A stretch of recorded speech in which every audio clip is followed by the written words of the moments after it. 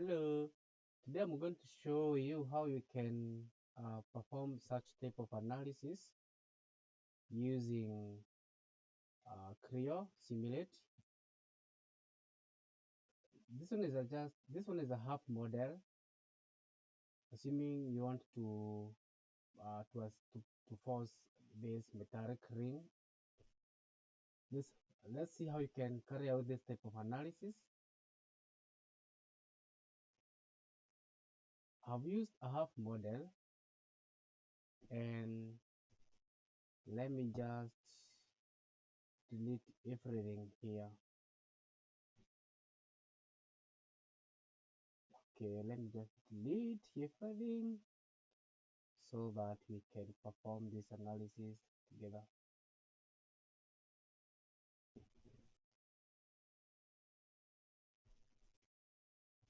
Okay, the first step you need to do for this type of analysis is a very simple model here, is for you to assign material. I'm using steel. You right click here, you can say edit materials, and you can assign steel here. Edit materials. Just like that. After sending material, if you go now to the simulate in Creo, we need now to define the constraint of this. We're not going to fix it as usual, because when we fix it here, this might not deform. I want this section here to deform. At the same time, I don't want my part to move. Therefore, I'm going to use 3-2-1 method of constraint. First is this surface, and is a symmetry surface. Therefore, let's first fix. We're going to fix on the z-axis of this face. We fix it here. Yeah, let's fix z-axis like that. Therefore, we give x and y to be free, but we fix the z-axis here. That is our first constraint one here. Next, now on the bottom surface, let me use a snipping tool here to explain what I'm doing. We fix this surface on this direction. Therefore, we have fixed z. Then the bottom surface here, this bottom surface, remember you have y. Therefore, we're going to fix y of this bottom surface. We fix y in the bottom surface there.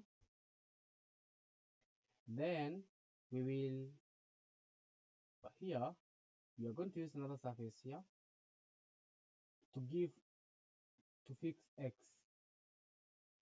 direction. Therefore, x, y, and z will be fixed, but we're fixing independently.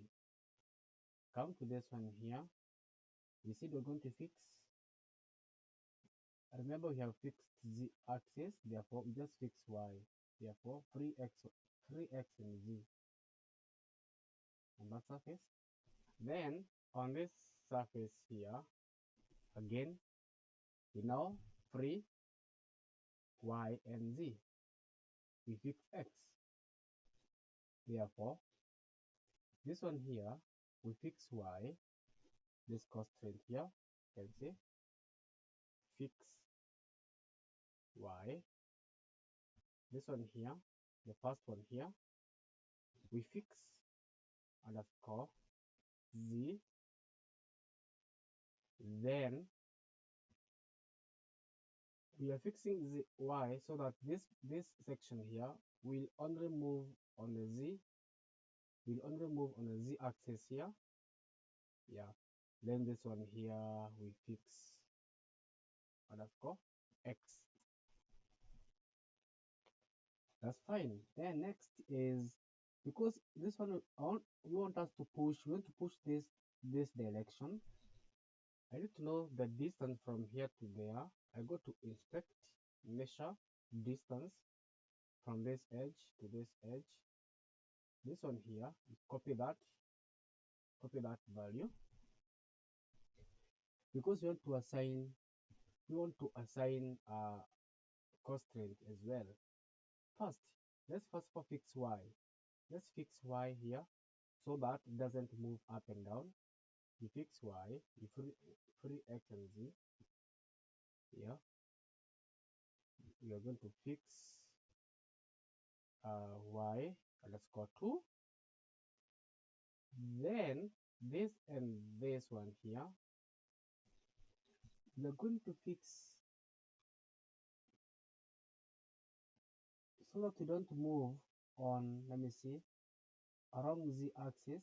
Fix z axis here. We can free y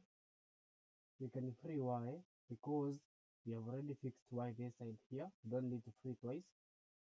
Here we can give a distance, the one we copied. Therefore, we are going to say this can move along x-axis by this value here, like that. I want to create a measure. I want to measure the force that I'm going to use to push this part inside here, because as this gets pushed, it is going to be form this to open up. If you go to measures, new, maybe applied force, like that, quantity force, reaction at here. We want to see the reaction force here around x-axis at this constraint. At that constraint, then say okay, then close. Now we have a measure applied force. We will see the force we are going to apply here. The force that once, because this one is fixed up, we are going to get a reaction force here along the x-axis. Lastly, we need to define the contact, because this is going to touch this. We're going to touch again this surface will touch this. Let's define that in we define this contact here. If you go to the refine model interface, you want to see the interface between that face and that face is called contact. You can use friction finite and say 0.2. Another interface is to this, what is called contact finite 0.2, and say okay. If you go to the interface detect contact here, if you go to the review geometry and say apply, you should see contact interface yellow. You can see you have yellow there, like that. Lastly, now go to the home, go to analysis and studies. I have already done analysis here. Just go to file, new static. Leave everything as default, but here use ramp. You have to use a ramp there and create a table. Define a table here with a 3 row. You say at time 0.5 apply full force or full. Remember the distance we gave on this constraint here. We mean at 0.5 apply full. The data in the left hand column of the table is not entered in increasing order. Okay. Start with a 0, full, then 0. Let me see the one I used here. Yeah, don't know why it is not functional there. Maybe it doesn't allow double 0, 0.5. Sorry, I meant 1. Yeah, yeah. It was 0. Yeah, have to make it 1. Therefore, again, let's go here.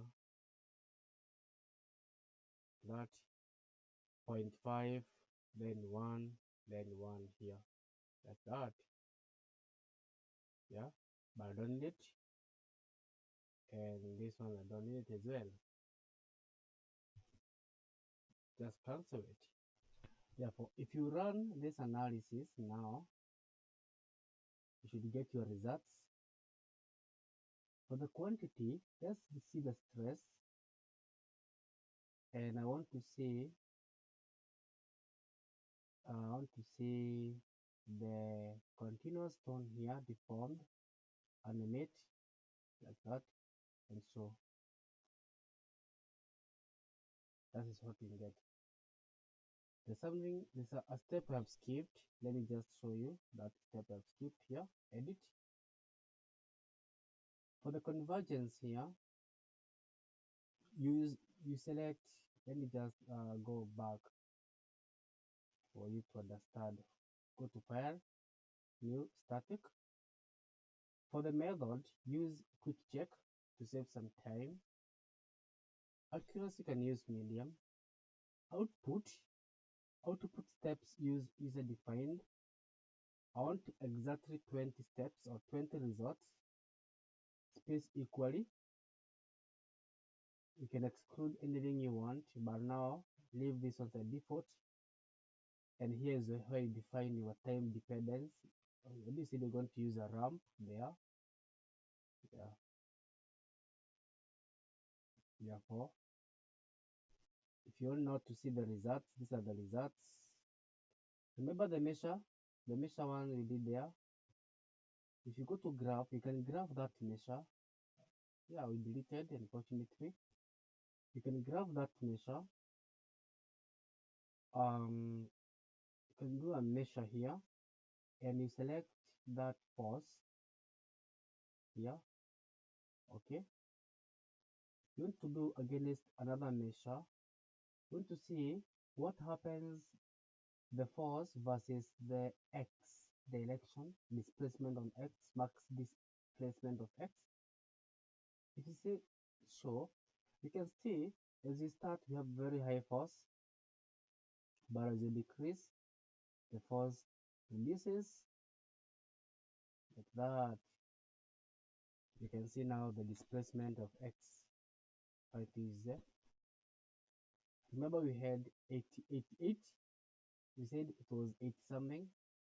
You can see here this value here. Let me go back and see. Don't save. Maybe let me show you what I mean by that force. If you go to the here constraint, if edit, remember this value is the value by which this is moving. Therefore, if you go back to there, if you look for the results and you plot that measure again, you should see that value there. Therefore, let's go to analysis here. Let's do that again. You want to graph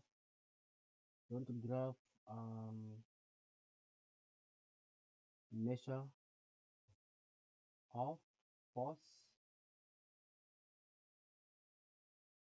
against measure of